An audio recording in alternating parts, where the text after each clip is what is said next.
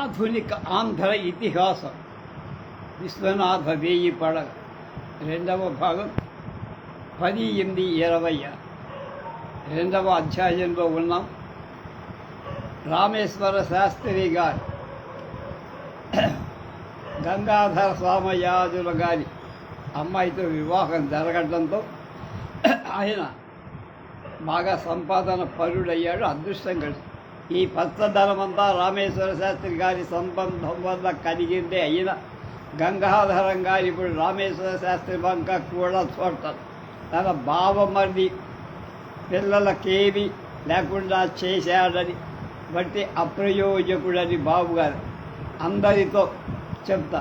గంగాధరం గారి పిసిరిగొట్టుదనం, రామేశ్వర శాస్త్రి గారి వితరణ గుణం ఎరిగిన జనాలు మనస్సులలో అతని గురించి నిందించుకోండి. చివరకు రామేశ్వర శాస్త్రి గారికి ఇల్లు గడవని దినాలు కూడా వచ్చి భార్య పిల్లవాడిని గంగాధర గారింటికి తానే తీసుకుపోయి ఆయన్ని అక్కడే ఉండాల్సి వచ్చి ఆయన కూడా. కానీ గంగాధరం గారు ఆయన భార్య వీరిని అనరాని మాటలు అని చాలా నీచంగా చూడటం మొదలుపెట్టారు.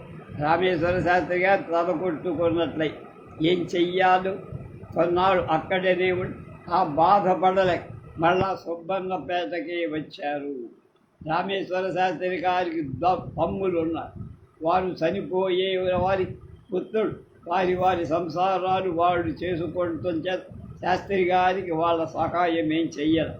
శాస్త్రి గారి జీవితకాలమంతా ఆయనకు ఎదురాడని ఈయన ధర్మపత్రికి కూడా ఆయన చివరకు లోకుపోయారు. పిల్లలకు ఏమీ లేకుండా చేశాడని ఆమెకు దుఃఖం కలిగి ఆ దుఃఖం అప్పుడు భర్త మీద కోపంగా మారేది. ఇంకా ఇంత చెడి కూడా శాస్త్రి గారికి వితరణ బుద్ధి మాత్రం పోదు. అప్పుడు శాస్త్రి గారికి కట్టుకోవటానికి ధోవతి ఒక్కడే, వాళ్ళ నాన్నగారు ఇలాగే ఉండేవాడు. అదే క్యారెక్టర్. పై ఉత్తరీయం కూడా లేదు, అంగవస్త్రం మాత్రం. అవి రెండే ఆయనకు గల సర్వవస్త్రాలు. అవి ధరించి దూరపు బజారులో ఒక ఆయన 4 రూపాయలు ఇస్తాడేమో అడిగి రావటానికి వెళ్ళి దారిలో ఒక మొసలి బీద మాదిగవాడు కనబడి, దొరా ఈ రోజులు అయిపోయాయి, నీ రోజులు అయిపోయాయి, నేను మీ అండను ఇంతకాలం గొడ్డ కూడుతో బతికగలిగా. ఇదిగో ఇప్పుడు నాకు చెడ్డ రోజులు వచ్చాయి. కట్టుకోవటానికి గొడ్డలే గోచితో తిరుగుతా. చెట్టు వంటి వాడు నువ్వు ఇలా అయిపోయా. కాకుల వంటి వాళ్ళం మేము ఎలా చెదరవయ్యాము అని పై అంగవస్త్రాన్ని ధరి ధోవతి వాడికి ఇచ్చి ఇంటికి వచ్చాడు. అది మన గురువుగారు.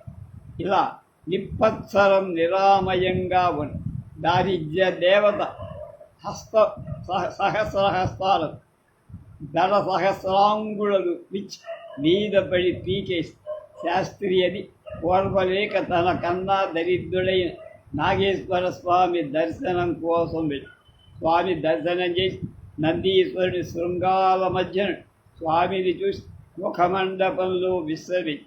ఆనాడు శుక్ల విధి చంద్రుడికి ఉదయాస్తమయాలు రెండూ ఒకేసారి అయ్యాయి.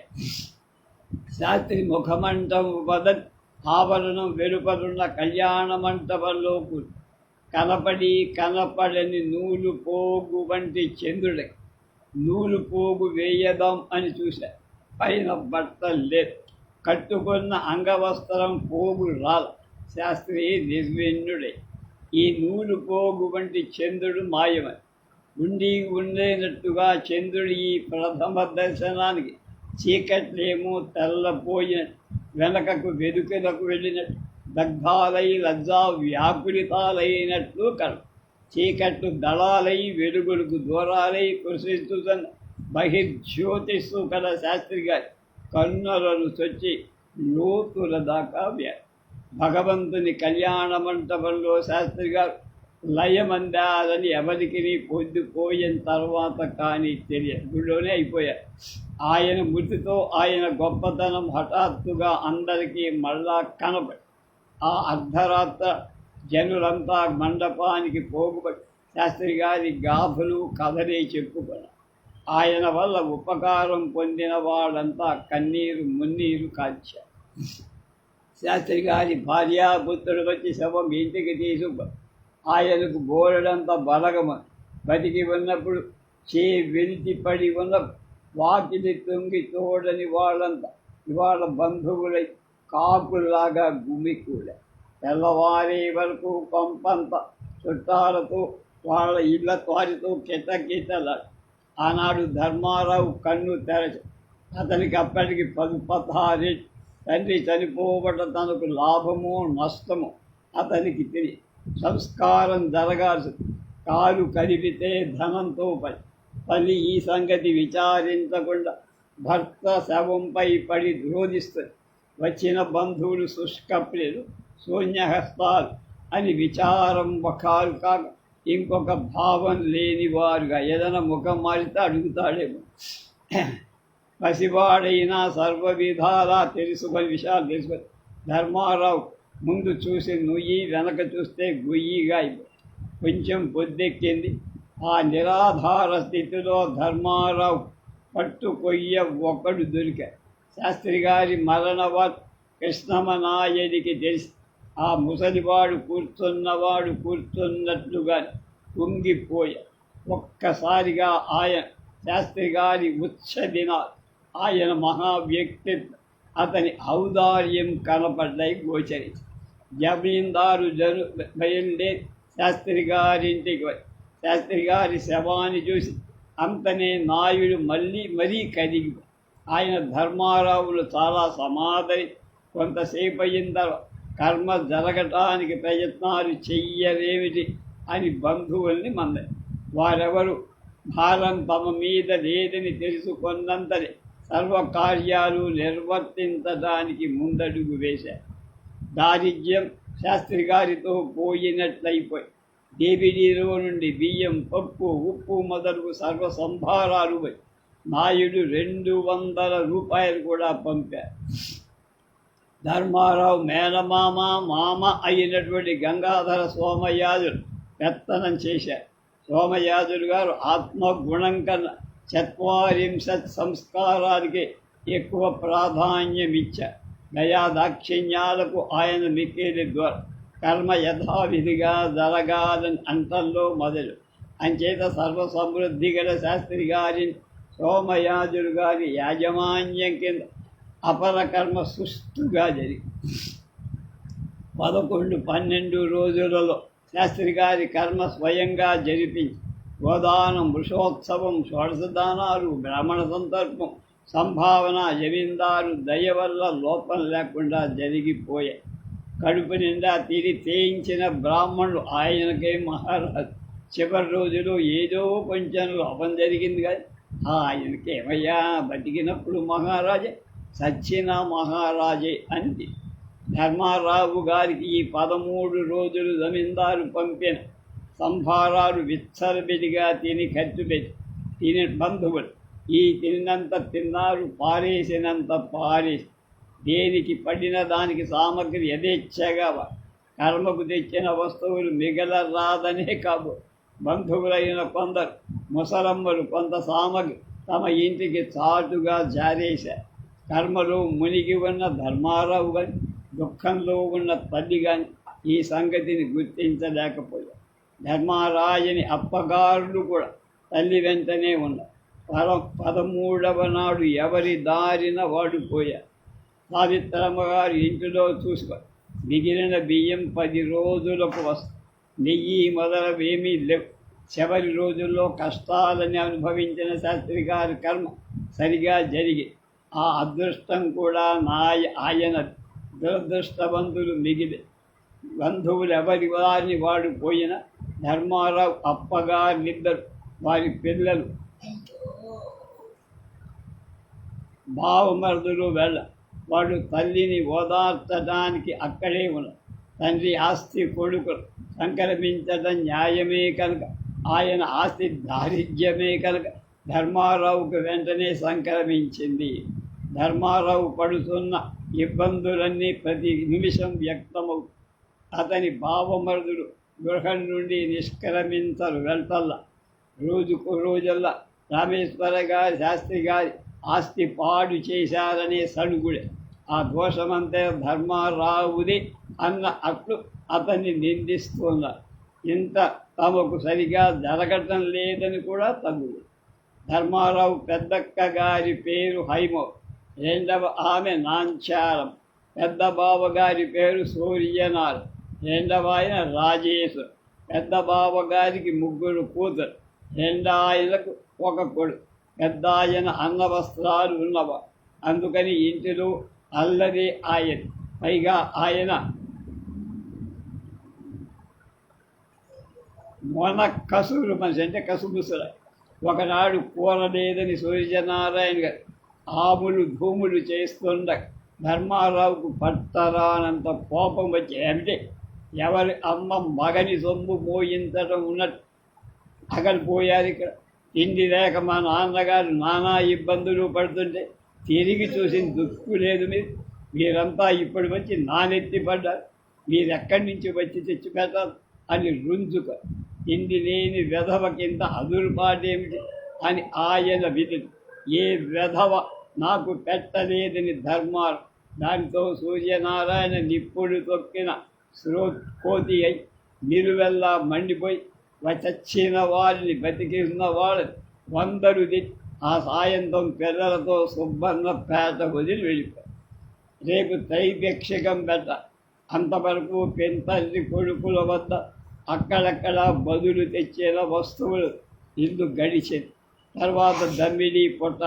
త్రైపక్షకం ఎలా జరుగుతుందో ధర్మారావుకు తోచల. కర్మకు పంపినదేమో తప్ప జమీందారు గారు మళ్ళా మాట్లాడాల. రుణదాతుడు తండ్రిని బదిలి కొడుకులు పట్టుకుని ధర్మారావు మళ్ళా జమీందారుని చూడాలనుకుని అతనికి 13 ఏళ్ళు వచ్చే వరకు మహారాజులాగా పెరిగి చిన్నప్పటి నుండి తాను ధనవంతుడనే ఊహతోనే పెరిగి తండ్రి స్వాతంత్ర్యం, గౌరవం, ఉదారత, వితరణ, కోపం, అహంకారం, సర్వగుణ ధర్మారావులో అచ్చుగుద్దినట్టు ప్రతిబింబించి ఒకరిని పోయి నోరు విడిచి అడగలేడు. ఇప్పటి తన అసమర్థత తరచుకొని తను తానే నిందించుకుంటున్నా. ఎంత అది లేదు ఇది లేదని తల్లి మీద ఆగ్రహం చూపిస్తుంది. చివరకు ప్రాణాలు తెంచుకొని ఆనాడు సాయం వేళ జమీందారు గారి దర్శనం చెయ్యటానికి కోటలోకి పోయినంతనే ముందుగల పెద్ద హాలులో రంగారావు గారు పెద్ద సోఫా మీద కూర్చొని ఉండ. ఆయన ధర్మారావుని చూసినంతనే మొగం గంటు పెట్టుకొని మొగమంత నుండి వేరు దిక్కుకు తిప్పారు. ధర్మారావుకు కొరడాతో చుర్రుమని కొట్టినట్లు అనిపించి వెంటనే వెనక్కి తిరిగిపో బుద్ధిపడి. కానీ ఇంటికి పోయి ఏం చెయ్యాలి? ధనవంతులు తమ పిల్లలను చాలా చెడ్డగా పెంచుతారు. చిన్నప్పుడు ధర్మారావు ఎవరిడైనా దరిద్రుడా అని తిరిగితే అతడు ఆ పూట అన్నమే తినేవాడు కాదు. అప్పుడు ఆ గర్భ శ్రీమంతుడి బిడ్డ ఇలా అయిపోయారు. రామేశ్వర శాస్త్రి గారి ఈ మాత్రం ఊహ ఉంటే ధర్మారావు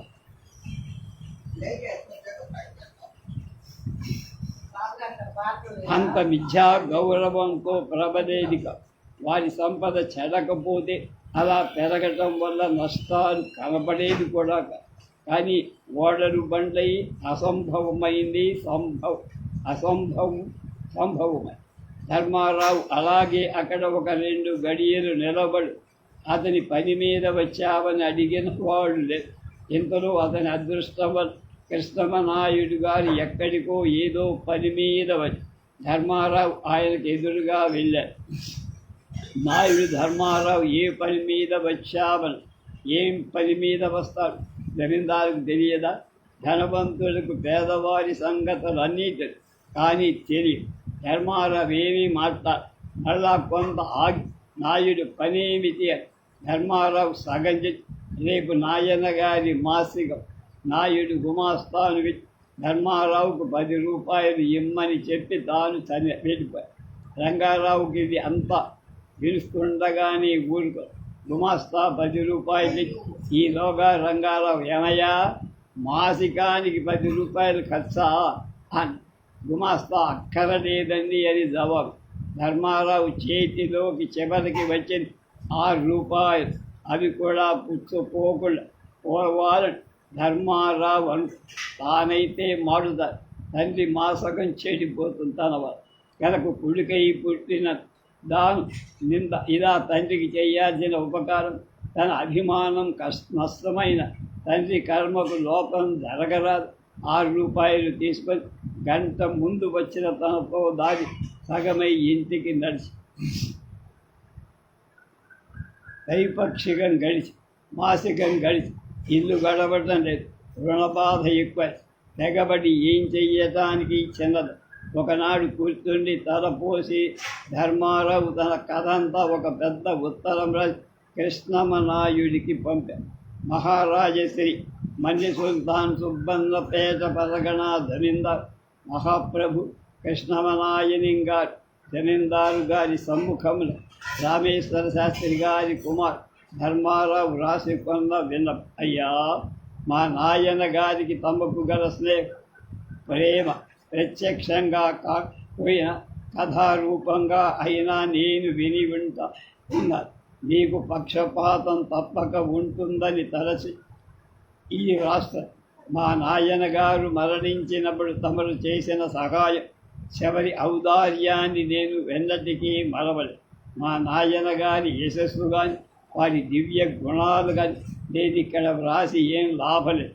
అది అంతా గత జల సేతు బంధం. అలాంటి వారి చివరి రోజుల్లో ఎన్నో కష్టాలు పడగా నేను పడటంలో ఆశ్చర్యమేంటి. ఆయన చేసిన రుణం వల్ల నేను ఎందుకు బాధపడాలో తెలియదు. అవును, వారు ధనాన్ని సంపాదించి పోతే నేను ఇది అనుభవించే వాడిన అలా వారి రుణాలు అనుభవించాలి. కానీ నేను చిన్నవాడు. వారు అనుకున్నట్ల మాటల నుండి చూసినాను. మాకు గల ఆస్తికి అప్పుకు సరిపోయేటట్టు రుణదాతలొక్కడు ఏటికి తీస్తే ఇంకొకడు కోటికి తీస్తున్నారే కానీ నన్ను ఈ రుణం నుంచి బయటకు పడేటట్టుగా. ఒకవేళ బయటపడిన తరువాత బ్రతుకు తెరువేమిటో చెప్పడానికి కనపడదు. బతికిన నాడు మహాసంపదను అనుభవి ఈ రోజులో నిర్దయ విధిచే కష్ట జలధి ముంచబడిన మజ్జననీ దుఃఖం కరులారా చూసి భరించుట నాది రాతి గుండేమో. ఈ కష్టాలకి తుది ఎప్పుడు. మా ఈ ఊరికి మీరును మేము పూర్వులమని చెబుతా. మా పూర్వులే మిమ్ము తెచ్చి ఎక్కడ నిలిపారని కూడా అంట. అది ఎంతవరకు నిజమో నాకు తెలియదు. అది నిజమే అయితే మీ వంశం మా వంశం తెంచరాని బంధం ఒకటి. అంచేత మీరు నాయందు దయ చూపించ. నాకు తెలిసినంతవరకు మా పూర్వుడు మిమ్ము యాచించడ ఆ దుర్దశ నాకు బట్టి ఇది కూడా మీరు దయాహేతువు కావచ్చునని ఈ ఉత్తరం రాసి కోటలు ఒక కాసావాడికి పంపించా.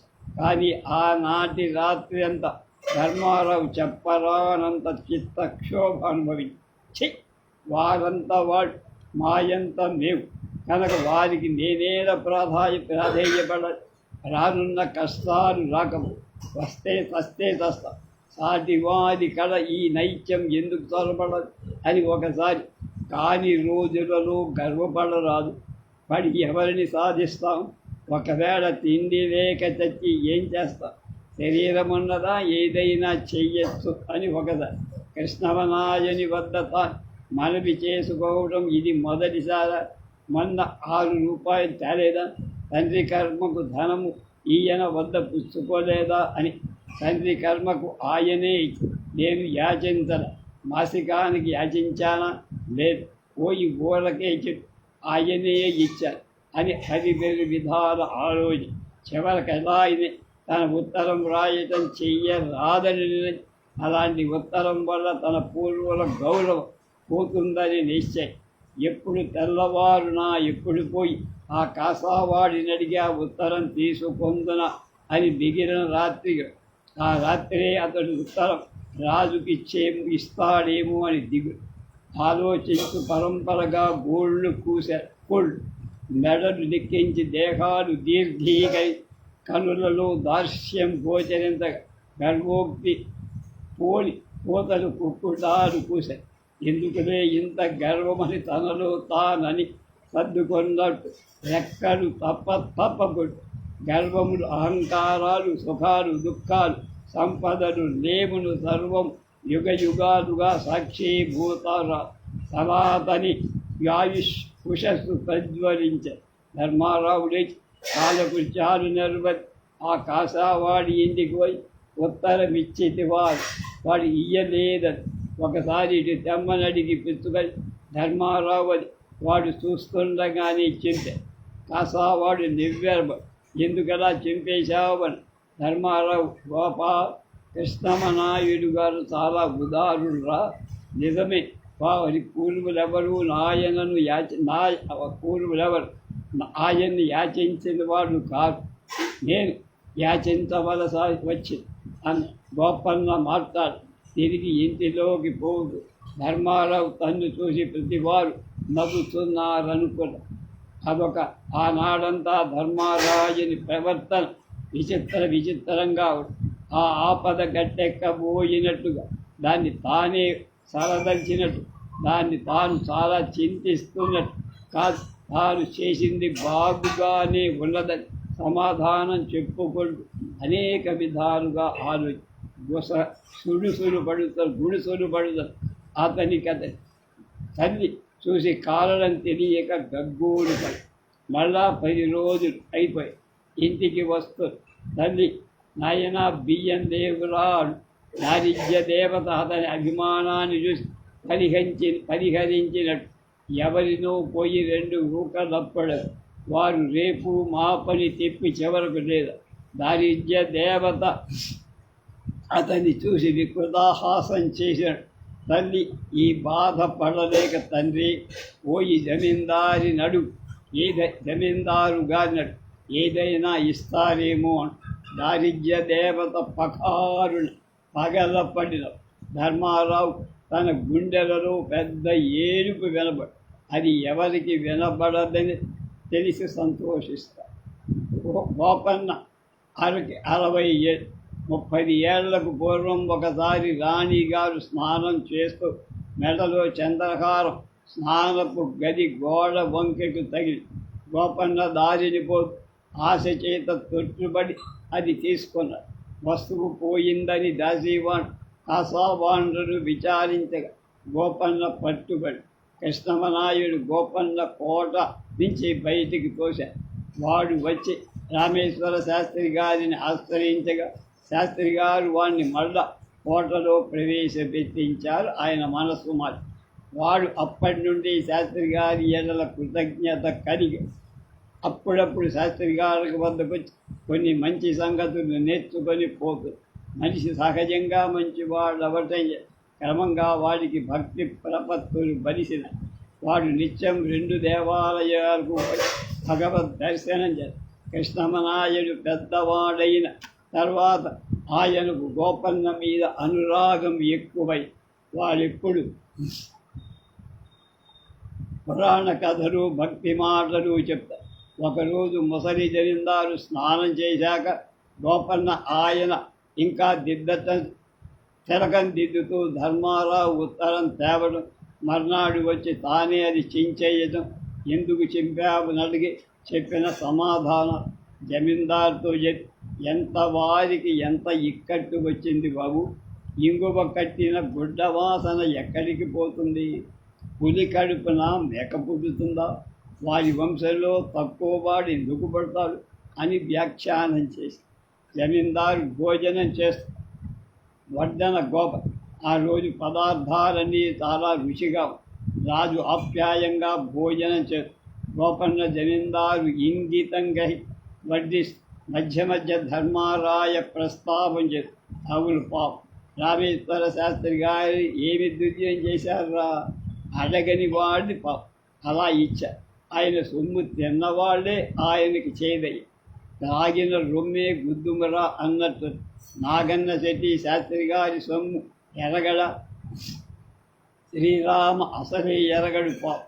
నేటికందరకు మొనగాండ్రై ఆయన సంసారం కుదటపడనీయలేదురా అని జమీందారు గారు చెయ్యి కడిగి తన బట్టలతో తుడిచి వెనక వసారాలు కుర్చీ మీద జమీందారు కూర్చుండగా తమలపాకులు అందిస్తూ గోపన్న మళ్ళా మొదలుపెట్టి తమరు ధర్మారావు గారికి ఏదో దారి చూపించకపోతే ఆ కుర్రాయన ఏమవుతారండి? ఆయన చెడిపోవటం మనకు మంత్రి క్షేమమా అన్నారు. వారు సుబ్రహ్మణ్యేశ్వర, మీరు ఆయన సుబ్రహ్మణ్యేశ్వర స్వామి గణాచారి మీరంతా ఒకటి అని జనం చెప్పుకుంటారు కదా, మీరు తగాదాలు రారా? ఇందులో కొంతవరకు చెడిపోతే తక్కిన వారికి కూడా పొత్తు కలిగి ఉండను. వారికి మీరు సహాయపడ భగవంతుడు కూడా అది ఇష్టమైన సంగతి అన్న. జమీందారు తూగుటుయ్యాల మీద పడుకొని గోపన్న ఊస్తున్న. జమీందారు గారు, గోపా, ధర్మయ్య చాలా అందమైన వాడురా అని. గోపన్న మళ్ళీ అందమేమిటి బాబు గారు, ఆయన మొగం చూస్తే నిత్యమల్లెలు రెక్క విడిచినట్టు. నాకు మాత్రం సుబ్రహ్మణ్యేశ్వర స్వామి ఆయనగా అవతరించాడేమో అని.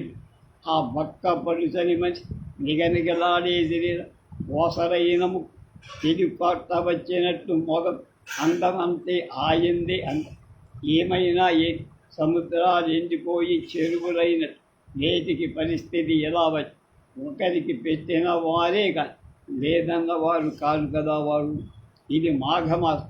నాగన్న తెచ్చి కుమారుడి పెండి తలబెట్టి సన్యాసి వాణి పెండికి జుట్టు దగ్గర నుంచి అరివే అన్నట్టు నెల జీతం వాడు వర్తకుడు సర్వము భూస్వామి నుండే తెచ్చుకో.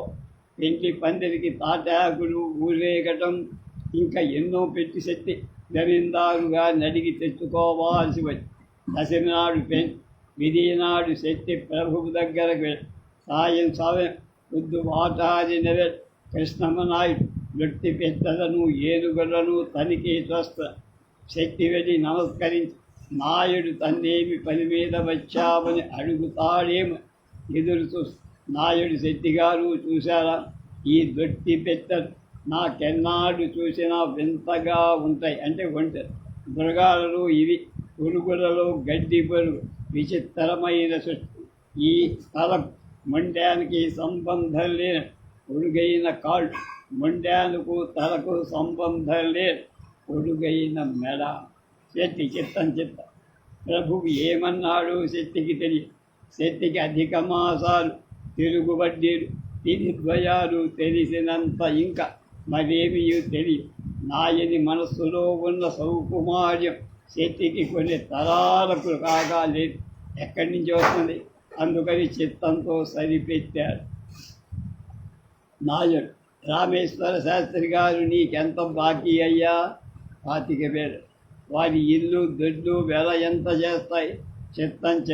శాస్త్రి గారికి మిగతా బాకీ ఏమాత్రం ఉంటుంది, ఇంకొక 25 ఉంటుంది. సరే కానీ తక్కిన వారందరిని రేపు నా దగ్గరికి తీసుకురా, ఏదో విధంగా తీర్మానం చెయ్య. పాపం ఆ కుర్రాడు చాలా బాధ. చిత్తం. జమీందారు కొంతసేపు గుర్రాల సాల దగ్గర కూడా నిలుచుని అంతఃపురంలోకి దారి ఇంకా దొర మరలా బయటకు రాడు శక్తికి తెలుసు. అంచేత చేతులు నలుపుకొని తమతో పని ఉండి వచ్చానయ్యా. దొర రేపు వారిని తీసుకురండి, తర్వాత పనేమో చూడతాను. శక్తికి కృష్ణమనాయని తత్వం బాగా తెలుసు. ఆయన పట్టిన పట్టు పట్టేగా వేరే పని ఆయన చేత చేయించలేవు. తన కుమారుడి పెంటికి ఏనుగు మీద ఊరేగి తప్పగా జరగాలని ఇంత అందరినీ పట్టింపుగా ఈ పని చేయకుండా రాదు. ఎలా? ఏనుగును ఇవ్వడు. పైగా బాధ పెట్టినందువల్ల శాస్త్రి గారి ఆస్తి నుండి ఎక్కువగా వచ్చేది కూడా ఏముండదు. అంచేత ఆ మర్నాడు తక్కిన రుణదాతలందరినీ కలుపుకొని నాయని దగ్గరకు తీసుకెళ్ళి తక్కిన వారు ఎక్కువ అప్పు పెట్టిన పెద్దెత్తియే ఒప్పుకోగా తమకేమని జమీందారుకు కోపం రావచ్చునని ఒప్పుకొని ఆ నాయుడు ఊరి కరణాన్ని పెంచి శాస్త్రి గారి ఆస్తి స్వయనమంతా కనుగొని రుణదాతలందరూ ఆస్తిని విభాగించి 3 రోజులు వ్యవహారమంతా కుదిర్చారు. బాకీ కింద ఆస్తంతా సరిపోయి. కానీ జమీందారు గారి ధర్మారావు ఇల్లు మిగిల్చాలని కోరిక ఉంది.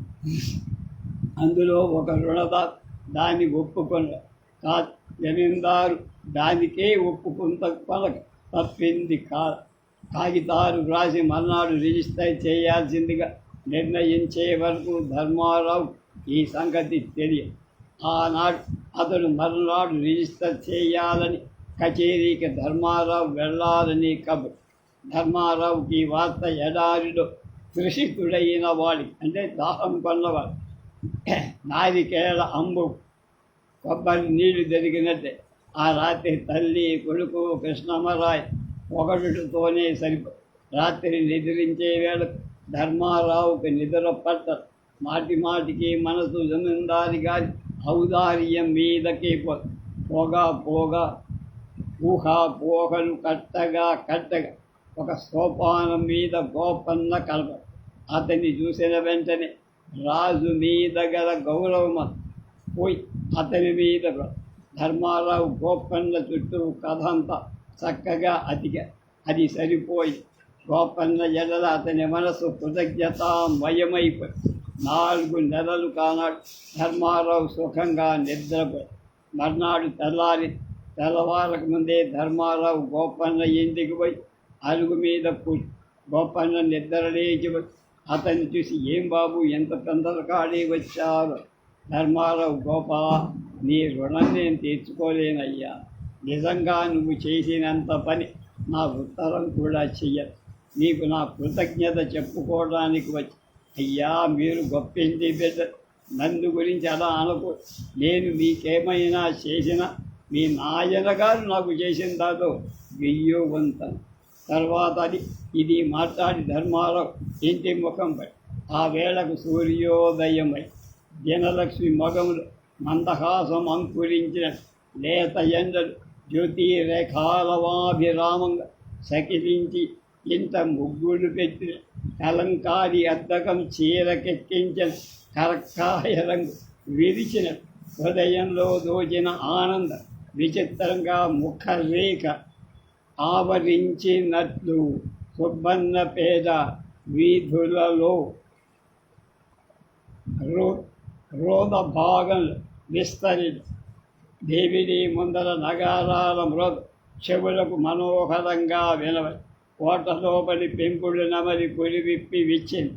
నగారా మ్రోతులు మొయిళ్ళ లేత ఉరుములాగా కాపు తాండవిస్తూ ద్వారబంధాల కాపు ఉండేటువంటి పెద్ద కాపు నీరు కావి ధోవతులు కట్టుకొని మొగంలో తిరుమణి తిరుతోరణం పెట్టుకొని రాజు ప్రసన్నతలాగా కనబడి నాటి రాత్రి కృష్ణమనాయన్ కలలో సుబ్రహ్మణ్య స్వామి ససన్న దుక్కులతో తన్ను చూస్తూ తన మంచం మీద తోక మీద నిలబడి రాజు మెలకు వచ్చినంతనే కళను గూర్చి విచారించాడు. భగవంతుడికి ప్రియమైన పని చేస్తే ప్రసన్నాకృతితో అతని అప్రియం చేస్తే ముస్సులు కొడు పలబళ్ళు తొక్కుతూ సుబ్రహ్మణ్య స్వామి కళలో కనబడు వాళ్ళకి వంశపారంపర్యంగా వచ్చేదే.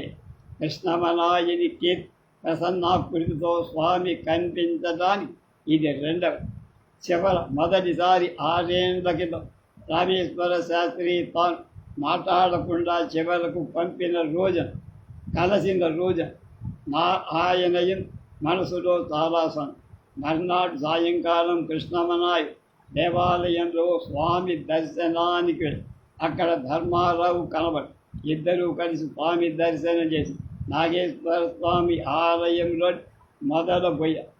ఆలయం ప్రదక్షిణ చేసి గుడిలోకి పోయి గంట వాయించి లింగమూర్తి బంగారపు పాదపట్టంతో అర్చన చేసిన మారేడు దళాలు మౌడిపై మలకత కాంతులు వెదజల్లగా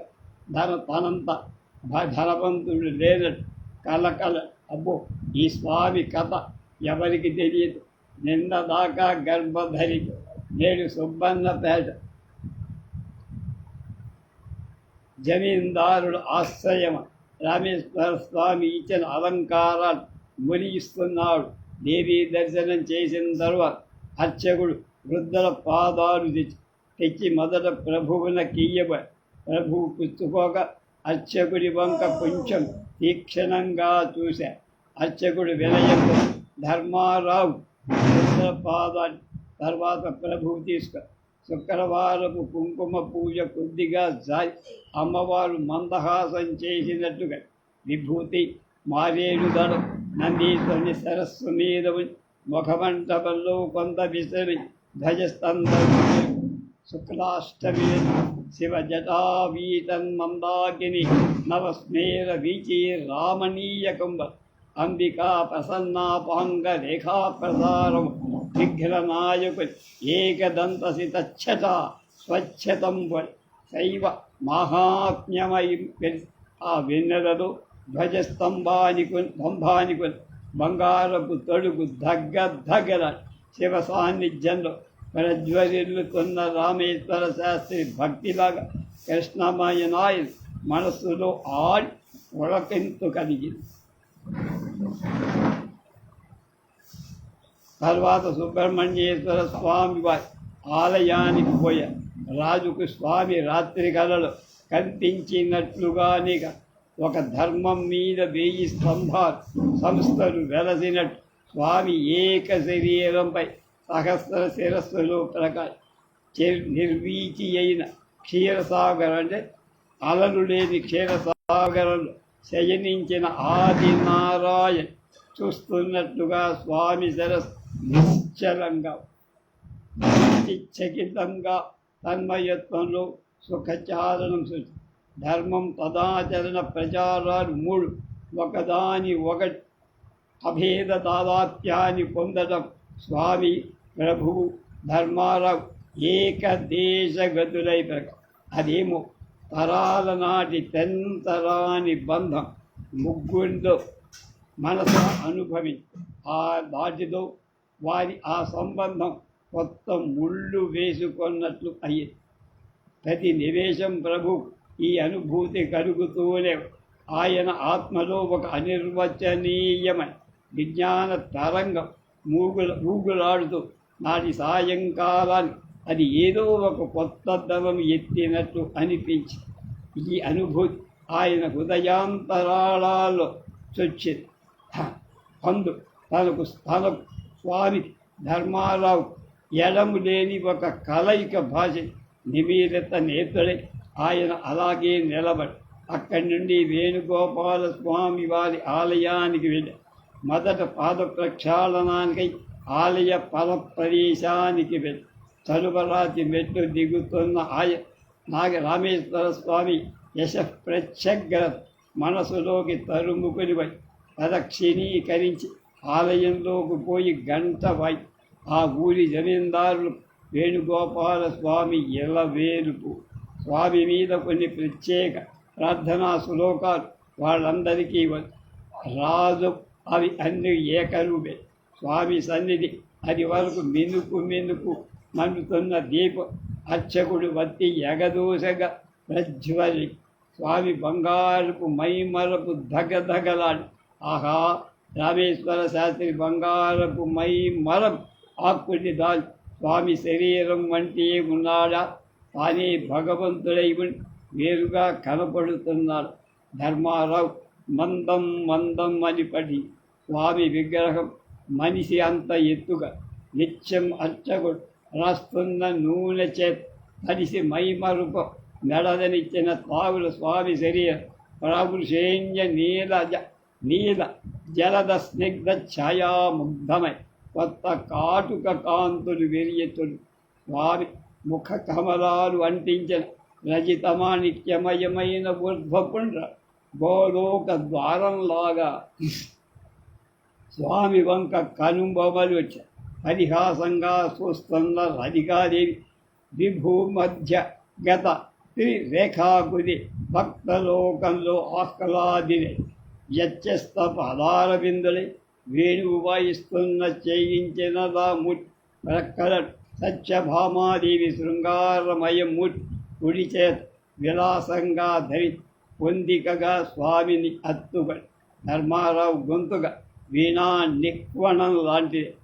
ఇక అరజాము గడిచి వేళ శాంతమై ఉన్నది. మందం మధురనికననినదై వేణుమాపూరయంతం అని గొంతులోని మధుర నాదాలచే స్వామి వేణువు పూరించినట్టు ధర్మారావు నుండి నిర్గతాలైన ఆ మధుర స్మరణ స్వామి వేణువు నుండి వినిర్గమించిన నిస్తబ్ధ వాయు వీచి నిశ్చల దురాగ్ర గదులే సుఖనిద్ర చందు పసిపాప నిశ్వాసంలా అనునమీయం మానచలాలై ఉండే స్వామి వేణువు పూరిస్త బృందం బృందావన భువి గవాంచారయంతం చరందం వేణుగాన ప్రవాహం మధ్య తండ్రి భోక్తలోకం ఊగించడమే కాదు తాను కూడా ఊగిపోయి ఛందోభాగే శతమకమకధ్వంసినాం దానవానాం హంతార్. ఓహో, ఏమి గోపాలస్వామి స్వానాలు వేణు విస్వనాలు వేదశిఖరూర్చు వేదమయమైన ఈ ధ్వని బృందా చతురాశా పరివ్యాప్తి చేత్ గోపికా సతీ చతురాశా పరివ్యాప్తి చేత్ తం కథయ రసనే గోపకన్యాభుజం. ఏమి లీలామానుష విగ్రహుడు వేదాల మధ్య ఇప్పుడే కదా శతముఖధ్వంసుడై దానవవధ చేస్తోంది. అప్పుడే ఇప్పుడు వచ్చాడు. ఇప్పుడు గోపక కన్య విన్యాసం లభితమూర్తయ్య అప్పుడు భుజగుంగుడే. అందుకనే వేణుస్థలం విన్న విషచేత బుస్సలు రామేశ్వర శాస్త్రి చేయించి అడ్డబాస చాటును స్వామి చాపల్య సత్యభామాదేవి మందహాసాలు చేస్తూ ధ్యాన శ్లోకాలు పూర్తవగానే ధర్మారావుకు వడలుది. ప్రభువు తన్ను రెండు చేతుల్లా పట్టుకొని కన్నులలో అభౌమమైన ఒకదానొక దీధితి వెలుగుతుండగా స్వామి వంక అట్లాగే ధర్మారావు బాబుగారు అతడు జమీందారు అట్లెప్పుడు పిలవ. జమీందారు కొర్రవాణ్ణి దగ్గరకు బాబు అని. అర్చకుడు శతగోపం భగవంతుని నాసికాగ్ర నిశ్వాసాలను అపహరించిన సువాసనలు ఆలయమంతా గుప్పుమణి. రెండు సంపెంగ పువ్వులు అర్చకుడు వాళ్ళిద్దరికీ చెరొకటి. అది తమ భక్తికి మెచ్చి స్వామి ఇచ్చిన ప్రసాదంలాగా ఇరువురు చూడాలంకారంగా చేసి బహిరంగ ప్రాంగణాలు ప్రభువు తన చేతులు ధర్మారావు మీద నుంచి తీయరు. ఇద్దరూ విశ్రమించి అర్చకుడు పటిక బెల్లం ముక్కలు ఎండు కొబ్బరి ముక్కలు కలిపి ప్రసాదం ఇద్దరూ ఆరగి నాగన్న శక్తి ఇంత వినాహం చాలా వైభవంగా పెళ్లి 4వ రోజు పెద్ద సంగీత సభ. దానికి జమీందారు గారిని ఆహ్వాని కృష్ణమనాయ్ ధర్మారావుతో కలిసిపోయారు. ఇప్పుడు వారిద్దరూ విడిగా ఉండటమే సభాంతరం శెట్టి గంధతాంబూలాలు బ్రహ్మారావుకి ఇచ్చి తర్వాత జమీందారుకి ఇయ్యబడి రాజు చలోక్తిగా నాకు వట్టి తాంబూలం ఎందుకయ్యా అని. శెట్టి తమరికి ఏది కావాలో అదే ఇస్తా, మాట మీద నిలబడతావా? ఉత్సాహంలో ఉన్న శెట్టి ముందు నా ఎందు రామేశ్వరరావు గారి ఇల్లు వదిలిపెట్టుమని. నాయుడు రామేశ్వరరావు గారి ఇల్లు వదిలేయి అన్నారు.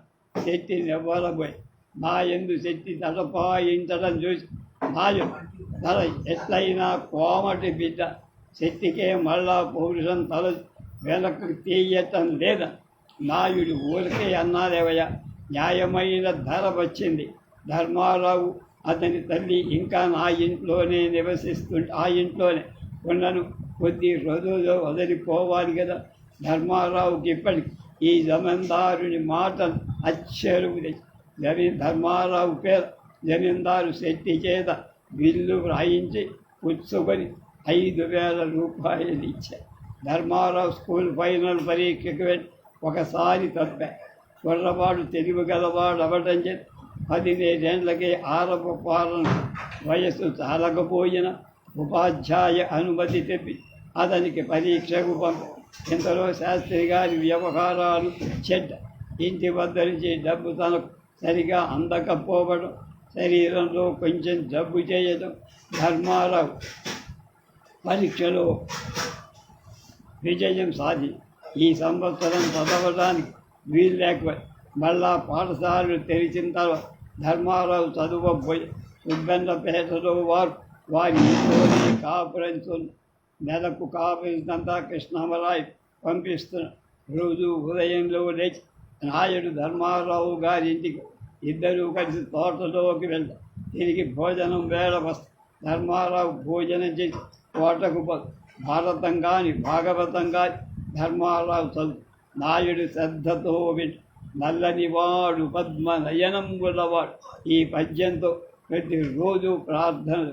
ప్రతిరోజు నాయుడు ఆ పద్యంతోని వందలలాగా ఉండును కదా మన వేణుగోపాల స్వామి అంట.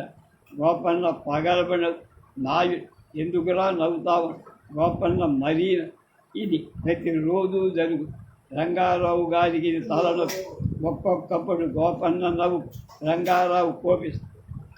కాసాముండాకుడు పొగలెక్కువైందే అని గోపన్న నవ్వుతా. ధర్మారావు వాడి ఎందుకు నాయుడు గోపన్న వంకలు. గోపన్న ధర్మారావు వంకలు. ధర్మారావు చదువుట ప్రారంభం. రంగారావు గారు వీరందరినీ ముసలి వాళ్ళ కింద లెక్కేస్తారు. 16 ధర్మారావు ముసలివాడు. పాఠశాలలు తెరిచే వరకు అలాగే తెరిచిన తర్వాత నాయుడు ధర్మారావు బయటికి పంపించారు. సుబ్బన్నపేటకు బెదవాడ దగ్గరైనందు ధర్మారావు బందర్లో చదివించారు. అది వరకు ధర్మారావు చదివింది బందర్లో. ధర్మారావు సెలవులకు ఇంటికి వస్తాడు. మళ్ళా పూర్వంలాగానే పొద్దుకు తోటలకు పోవు. మధ్యాహ్నం పురాణం, సాయంకాలం దేవాలయ దర్శనం, మళ్ళా పాఠశాలకు వెళ్ళి ధర్మారావు బందరు పోతాడు. కృష్ణమనాయుడు తోటకు వెళ్ళాడు. ఎవరి చేత పురాణం వినడు కూడా. సాయం వేళ దేవాలయానికి వెళ్ళడు. ఈ రకంగా 4 ఏళ్ళు గడిచాయి. ధర్మారావు స్కూల్ ఫైనల్ పరీక్ష ఇచ్చి FA పరీక్ష BA మొదటి సంవత్సరంతో ఇంకా పాఠశాలకు 2 నెలలు మోస్తారనగా పత్రికలో సుబ్బన్నపేట జమీందారు కృష్ణమనాయుడు గారు పరలోక గతుడయ్యారన్న వార్త ధర్మారావు నిర్విణ్యుడై చదువుతున్న పత్రిక వదిలిపెట్టి ధర్మరావు ఏడవటం అతని సహాధ్యాయులందరి ధర్మారావుకు జమీందారుకు గల సంబంధం తెలిసి అందరూ ఓదార్చారు. దొరగారు వచ్చి ఆదరించారు.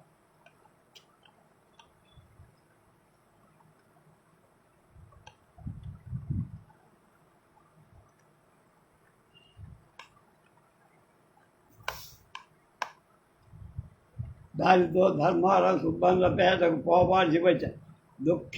దీనమైన ముఖంతో ధర్మారావు కోటలోకి వెళ్ళాడు. అతని అక్కడ ఎవరూ పలకరించరా. గోపన్న కోసం అతడు వెతికాడు. గోపన్న రాజు చనిపోయి ఇద్దరు పిచ్చెత్తినట్టు లేచిపోయాడు. శూన్యమైన కోట ధర్మారావు దుఃఖాన్ని ద్విగుణీకృతం చేసింది. ధర్మారావు సుబ్రహ్మణ్యేశ్వర స్వామి ఆలయానికి వెళ్ళాడు. స్వామి విగ్రహం బాధ చేయలేదు. తిగుళ్ళు పడుతున్నట్టుగా పోయి సర్పరాజ ఈ స్థితి ఎంతవరకు వచ్చింది నీ స్థితి? వేణుగోపాల స్వామిని చూశాడు. పులి కాపు పెట్టటకు విగ్రహాలు నిరలంకారంగా ఉంచారు. ధర్మారావు స్వామిని చూసి ఊబురు మమ్మను ఆబురు చివరికి ఇంటికి పోయాడు. తల్లి గొర్రుమన్ ధర్మారావు అంతటితో ఆగిపోయాడు.